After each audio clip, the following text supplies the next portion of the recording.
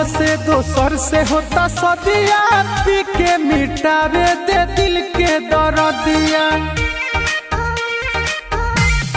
हाँ प्यार रहे हमसे दोसर से होता सदिया, पी के मिटावे दे दिल के दर्दिया। छिनके जाना हमार ना तोहार सारा हंसत खेलत आजादिया।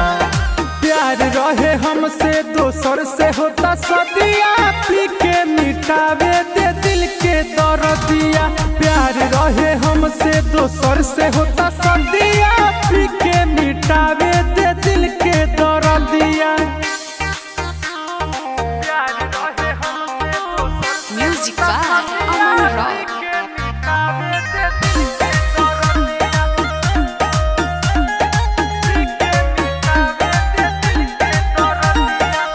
मिलत करलू तू तो हमारा से रोजा हो, दावत देवे अइलू खाए के भोजा हो।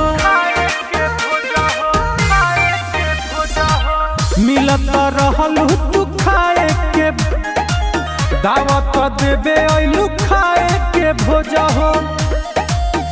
हाथ में देख के कर दिल करेलू हाथ पार कह दिलू सारा तू हदिया।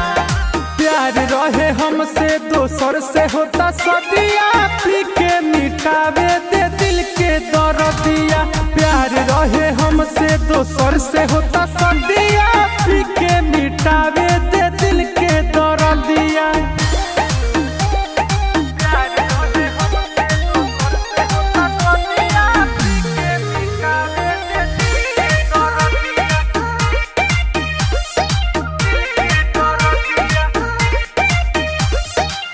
कहता दिल करे के जी भर के बाते, होते सवेरे जइबू पियावा के साथे। सुना कहता दिल करे के जी भर के बाते, होते सवेरे जइबू पियावा के साथे। रोवे देवदास मन दीपक के साथ भई जवान, मर जाई डूबी का नहर नदिया। प्यार रहे हमसे दोसर से होता सदिया, पी के मिटावे दे दिल के दर्दिया। प्यार रहे हमसे दोसर से होता